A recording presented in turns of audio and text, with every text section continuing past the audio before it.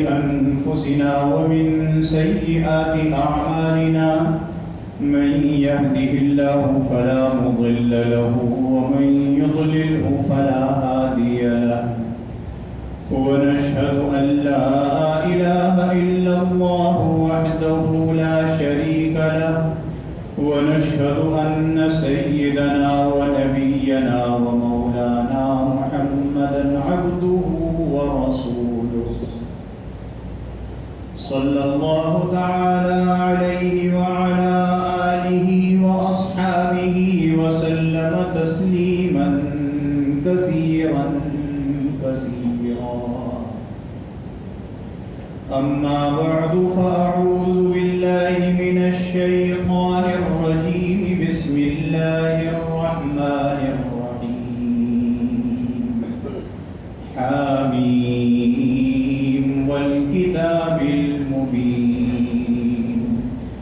إنا أنزلناه في ليلة مباركة إنا كنا منذرين فيها يفرق كل أمر حكيم أمرا من عندنا إنا كنا مرسلين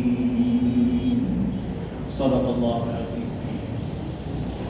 بزرگان محترم اور برادران عزیز، ہمارے اسلامی سال کا 8واں مہینہ جسے شعبان المعظم کے نام سے یاد کیا جاتا ہے وہ شروع ہو چکا، اور اس مہینے کے شروع ہونے کا مطلب یہ ہے کہ ماہ مقدس رمضان المبارک بس اب بالکل قریب آ گیا۔ اللہ تعالی ہم سب کو خیر و عافیت کے ساتھ اس مہینے تک پہنچائے، نہ صرف پہنچائے بلکہ اس مہینے کی جو عبادتیں ہیں خلوص دل کے ساتھ کرنے کی توفیق عطا فرمائے، اور اللہ رب العزت نے اس مہینے میں جو برکتیں جو رحمتیں رکھی ہیں ان سب کو ہمارے لیے آسان فرمائے۔ تو مہینہ شروع ہوا شعبان کا، جس کے متعلق جناب رسول اللہ صلی اللہ علیہ وسلم نے اپنی طرف نسبت کرتے ہوئے فرمایا شعبان شہری، شعبان میرا مہینہ ہے، ورمضان شہر اللہ، اور رمضان اللہ کا مہینہ ہے۔ دیکھیے ایک بات سمجھ لیجیے، شعبان و شہری کہ شعبان میرا مہینہ ہے، اس سے کوئی یہ نہ سمجھے کہ یہ مہینہ رسول اللہ صلی اللہ علیہ وسلم نے بنایا، اور رمضان شہر اللہ، رمضان اللہ کا مہینہ ہے، تو کوئی یہ نہ سمجھے کہ باقی مہینے اللہ کے نہیں ہیں۔ یہ بات یاد رکھنی چاہیے کہ سارے مہینے، ان مہینوں کی ساری تاریخیں، ان مہینوں کی ساری راتیں، سارے دن، پورے سال کی ہر ساعت جس کو ہم گھڑی کہتے ہیں، یہ سب اللہ کی بنائی ہوئی۔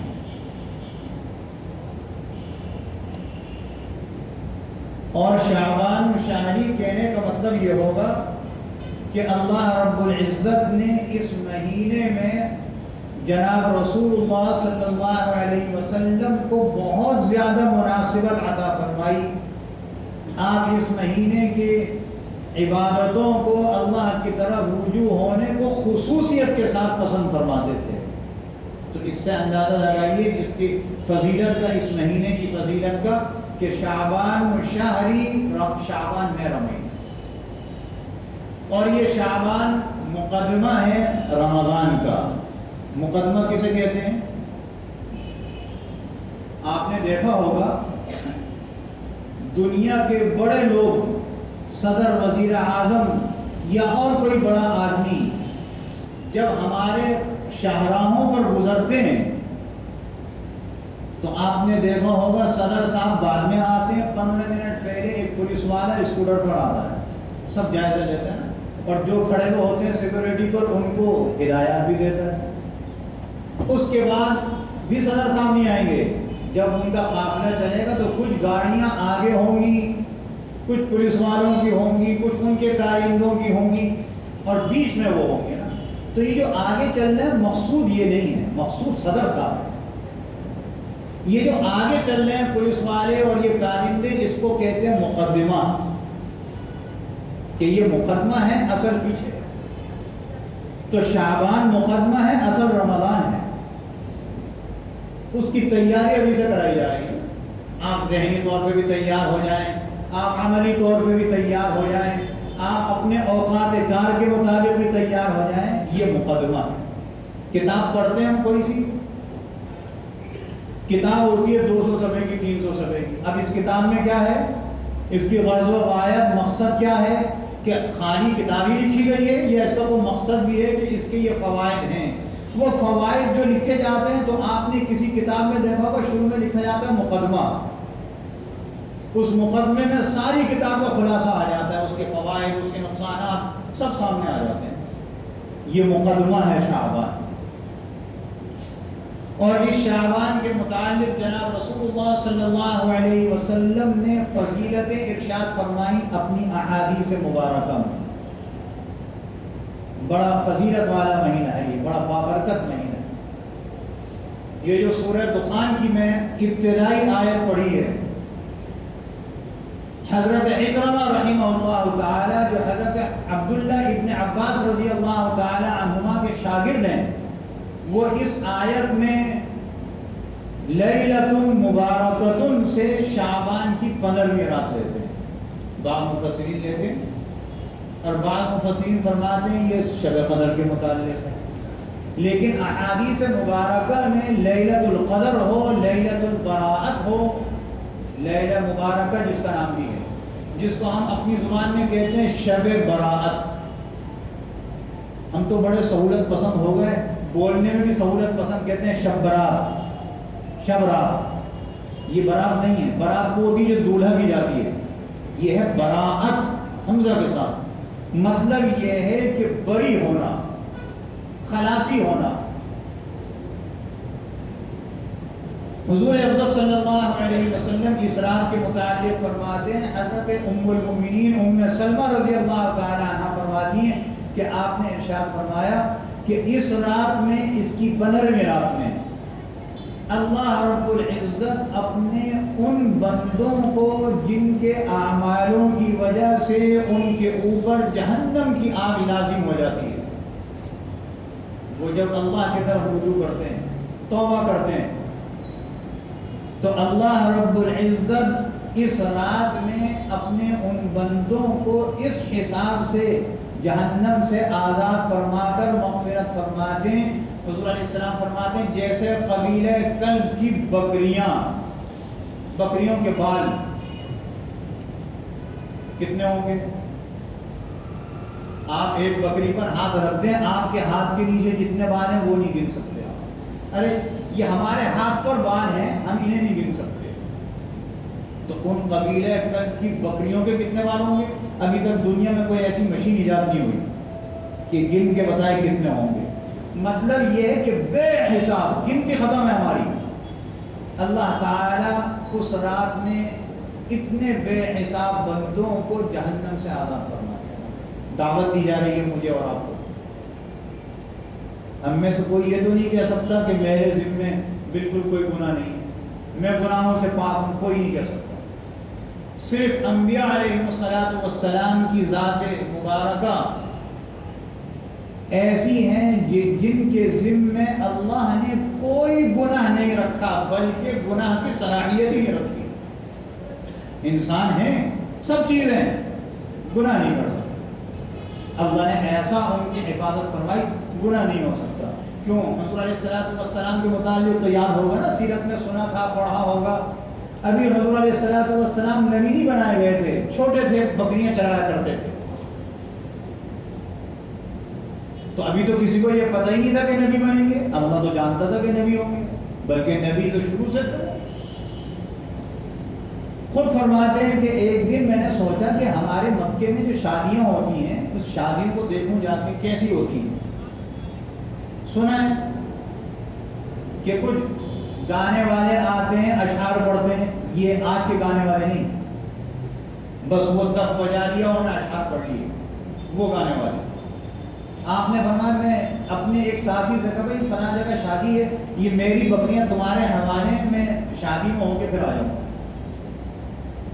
سیرت میں آتا ہے کہ حضور علیہ السلام گئے، شادی میں شریک ہوئے. جب شادی میں یہ موقع آیا تو اللہ نے غنود کی نیند تاری کر دی، آپ سو گئے وہیں بیٹھ کے. آنکھ کھلی، وہ وقت جا چکا تھا، شادی ہو چکی تھی، سب لوگ چلے گئے اور حضور علیہ السلام اٹھے اور آ گئے. ایک ذرہ برابر ایک آواز نہیں آئی. حفاظت فرمائی نا اللہ اپنے نبیوں کی، ایسے حفاظت فرمائی. تو انبیاء علیہ السلام کی جو ذات ہے وہ گناہوں سے مبرہ ہے، باقی کوئی نہیں. اسی لیے تو تعلیم دے رہے ہیں کہ بھائی اللہ کی طرف رجوع ہو، گناہوں کی معافی چاہو. تو اللہ تعالیٰ اس میں اتنے بے حساب بندوں کو معاف فرما دیتا ہے. اب ایک بات ہے اس میں یہ سوچوں، آپ یہ سوچیں مجھ سے تو کئی مرتبہ گناہ ہو چکا، کئی مرتبہ اللہ سے کہہ چکا اللہ معاف فرما دے، بڑا گناہ گار ہوں، بہت سیاہ گار ہوں. پھر گناہ ہو گیا، پھر اللہ کی طرف جاتا ہوں، پھر کہتا ہوں، پھر گناہ ہو جاتا ہے، پھر کہتا ہوں. تو اب تو میں کئی دفعہ توبہ کر چکا، تو اب میں کس منہ سے جاؤں، اللہ کو کیا صورت دکھاؤں گا، کس زبان سے کہوں گا اے اللہ مجھے معاف کر دے. شرم آتی ہے. نہیں، یہ شرم نہیں ہے. شرم تو یہ ہے کہ مجھ سے گناہ ہو گیا اور میں اللہ کی طرف نہیں جاتا، یہ ہے شرم. یہ انسانیت کے بھی خلاف ہے، یہ مسلمانیت کے بھی خلاف ہے. انسان ہونے کی علامت، مسلمان ہونے کی علامت تو یہ ہے مجھ سے گناہ سرزد ہو گیا، اپنے رب سے کہوں اللہ محتاج ہوں تیرا، مجھے معاف کر دے. اللہم اغفر لی، میری مغفرت فرما دے. میں اللہ ہی سے تو کہوں گا اور اللہ خوش ہوگا، میرا بندہ میری طرف آیا، میرا محتاج ہے. اللہ ہم سب کو صرف اپنا محتاج رکھے، کسی کا محتاج نہیں. ہم اللہ کے محتاج ہیں، اللہ کی طرف جاتے ہیں، اللہ خوش ہوتا ہے. تو یہ سمجھنا کہ میں شرم کے مارے اب کس منہ سے جاؤں گا، میں تو گناہ ہی گناہ میرے ذمہ ہے، تو بھائی ایسی بات نہیں ہے. حضور اقدس صلی اللہ علیہ وسلم نے ایک واقعہ ذکر فرمایا حدیث شریف میں، اس سے ہمارے لیے بڑی تقویت ہے، بہت تقویت ہے. آپ نے ارشاد فرمایا کہ پہلے کسی نبی کی امت میں سے ایک آدمی تھا، ظاہر مسلمان تھا، گناہ کے بعد توبہ، گناہوں سے تو وہی کرتا ہے نا جو مسلمان ہے. جو غیر مسلم ہے تو اس کی تو بات ہی نہیں ہو رہی. پہلے تو وہ ایمان لائے، وہ مسلمان تھا. اور حضور اقدس صلی اللہ علیہ وسلم ارشاد فرماتے ہیں اس نے 99 قتل کیے تھے. 99 قتل، ایک کم 100. اور 99 قتل کرنے کے بعد اس کے دل میں یہ بات آئی کہ اتنا بڑا گناہ میں نے کیا، اللہ کے 99 بندوں کو مار دیا بغیر کسی قصور کے. تو جب دل میں یہ بات آئی، توبہ کی امنگ پیدا ہوئی، تو وہ چلا. ایک بزرگ صورت کوئی نظر آیا، ان سے کہنے لگا کہ بات یہ ہے کہ میں بہت گناہ گار ہوں، میں نے 99 قتل کر دیے، کوئی راستہ بتلاؤ میری توبہ ہو جائے، میں توبہ کرتا ہوں، میری توبہ کراؤ. وہ صرف بزرگ تھے نا، عالم نہیں تھے، عالم نہیں تھے. یہی وجہ ہے کہ ایک بزرگ 100 رکعتیں پڑھے اور ایک عالم ایک حدیث ایک آیت لے کر اس سے مسائل نکالے، غور کرے، فکر کرے، تدبر کرے. یہ غور و فکر تدبر وہ 100 رکعتوں سے بہتر ہے. ایک چیز ایسی بتلا رہا ہے جس میں دسیوں کو فائدہ ہوتا ہے. وہ بزرگ نے کہا بڑا عجیب آدمی ہے، 99 قتل کر کے اب آیا توبہ کرنے کے لیے، اب تیری توبہ کیسے قبول ہوگی؟ وہ سہلا آدمی تھا، اس نے ایک اٹھایا، اس کو بھی مار دیا، 100 پورے ہو گئے. لیکن دل میں امنگ ہے توبہ کرنے کی، گناہ کیا میں نے اتنا بڑا. اب وہ چلے، آگے چلے. جب آگے چلے تو راستے میں ایک جگہ جا کر ان کا اخیر وقت آ گیا، اس کا انتقال ہو گیا. جب انتقال ہوا تو اللہ میاں کے فرشتے پہنچ گئے نا، زحمت کے بھی رحمت کے بھی۔ اب جب روح نکل رہی ہے تو رحمت کے فرشتے کہتے ہیں کہ اس کی روح کو ہم لے کر جائیں گے، توبہ کی نیت سے چلا تھا، اور زحمت کے فرشتے یہ کہتے ہیں کہ نہیں، اس کی روح کو تو ہم لے کے جائیں گے، 100 قتل کیے ہیں اس نے۔ اب یہ فرشتے آپس میں جھگڑ رہے ہیں۔ حضور علیہ السلام ارشاد فرماتے ہیں جب ان کا جھگڑا بڑھا تو یہ دونوں فرشتے اللہ کے دربار میں پہنچے، اور اللہ اس کے سامنے مقدمہ رکھا۔ اللہ تو دیکھ رہا ہے، اللہ تو یہ بھی جانتا ہے کہ اس کے دل میں امنگ پیدا ہوئی توبہ کی، لیکن مقدمے کا طریقہ نہ پہنچے۔ اے اللہ یہ کہتے ہیں کہ روح ہم لے کے جائیں گے، رحمت کے فرشتے کہتے ہیں کہ ہم لے کے جائیں گے۔ اللہ فرماتے ہیں اس میں جھگڑنے کی کون سی بات ہے؟ اب تم یہ دیکھو جس جگہ سے وہ شخص چلا تھا اور جس جگہ اس کی موت واقع ہوئی ہے، یہ راستہ کتنا بڑا ہے، اس کو ناپو، کتنے فٹ ہے، کتنے انچ ہے۔ اور زحمت کے فرشتوں سے کہہ رہے ہیں کہ تم یہ دیکھو کہ یہ اس کے انتقال کی جگہ سے لے کر جہاں جانا چاہتا ہے وہ راستہ کتنا بڑا ہے، اس کو ناپو۔ ان کو یہ کہا اور اللہ نے زمین کو حکم دیا۔ اللہ کا حکم سب پر چلتا ہے، یہ ساری اللہ کی تو مخلوق ہے۔ اللہ نے زمین کو حکم دیا، جہاں سے چلا تھا، جہاں انتقال ہوا، اس زمین کو کہا پھیل جاؤ، بڑی وجہ ناپیں تو اس کی مقدار زیادہ ہو، اور جدھر جانا چاہتا تھا اس کو حکم دیا کہ سکڑ جاؤ، ادھر ناپیں وہ فرشتے تو زمین سکڑی بھی ہو۔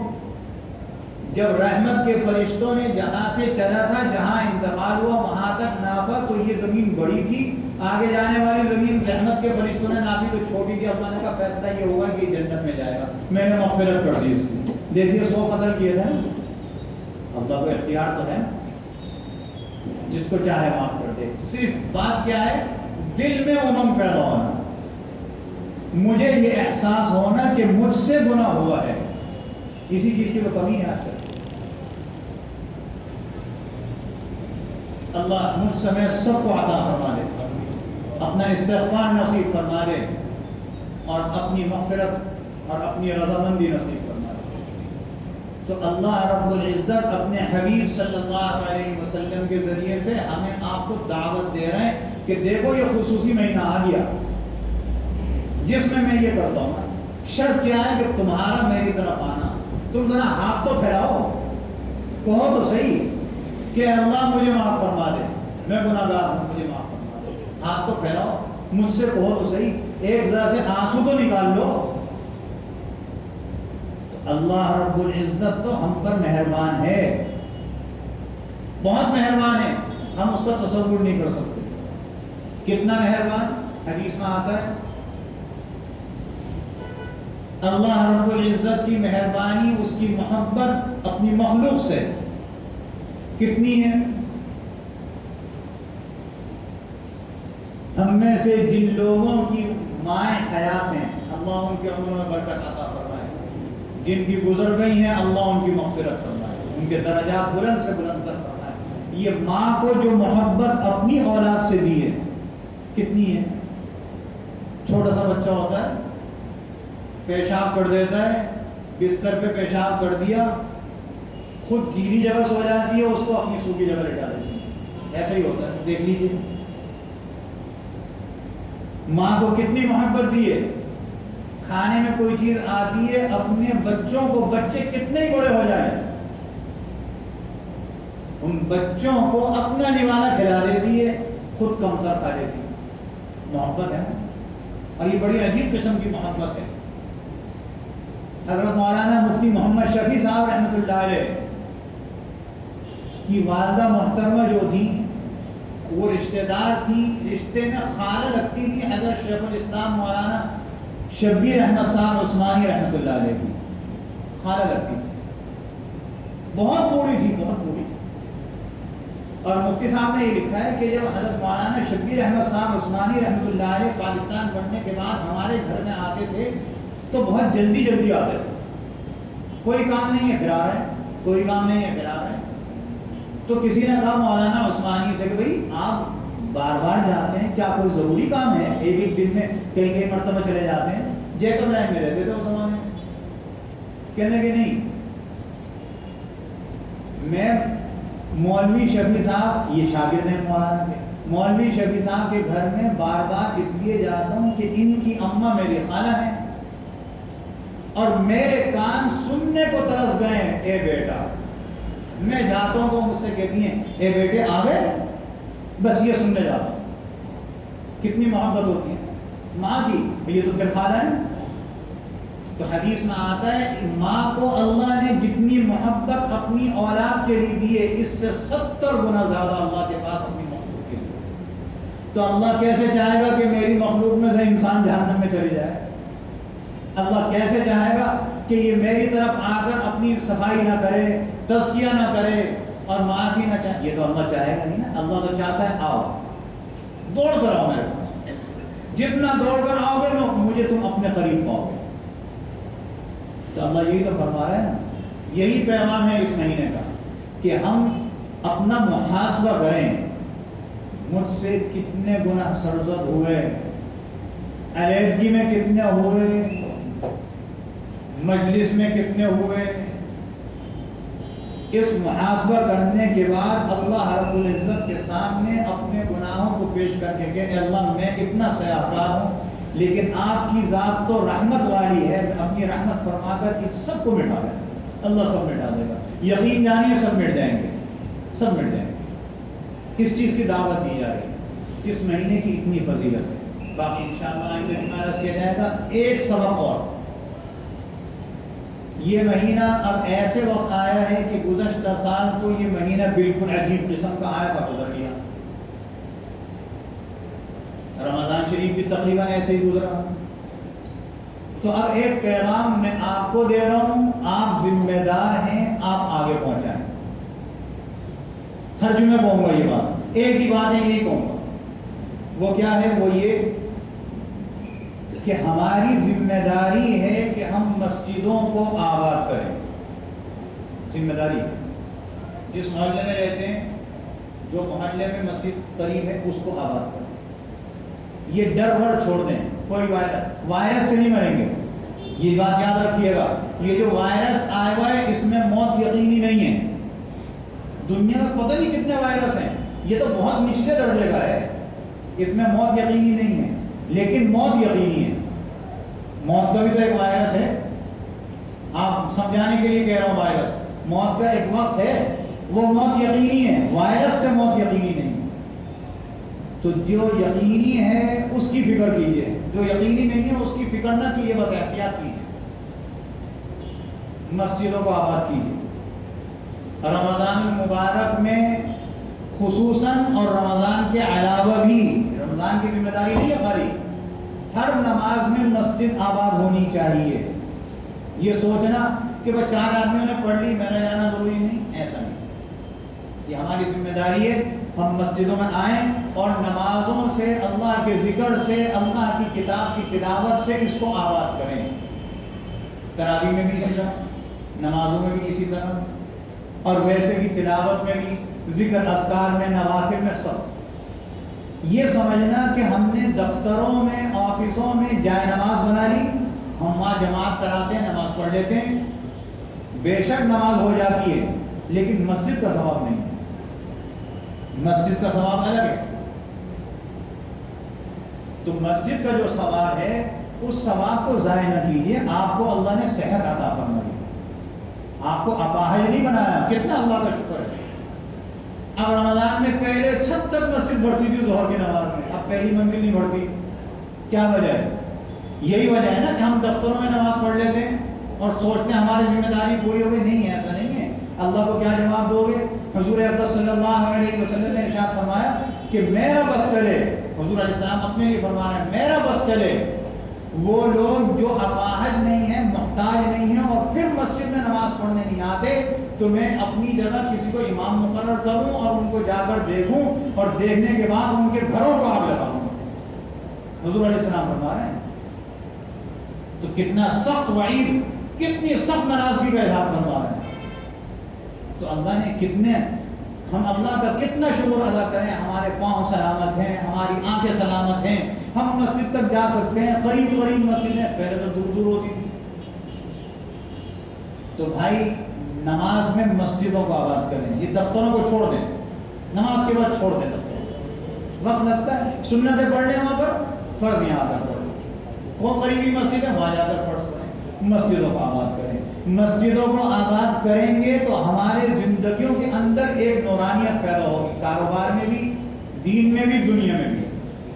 ورنہ بھائی پھر روتے ہی ہو گئے، مجھے یہ پریشانی ہے، کاروبار نہیں چلتا، مندہ ہو گیا، دھندا نہیں ہو رہا، دھندا چاہیے تو مسجد میں ہوگا، ورنہ پھر مندے میں ہوگا۔ اللہ رب العزت عمل کی توفیق عطا فرمائے۔ سنتیں پڑھنی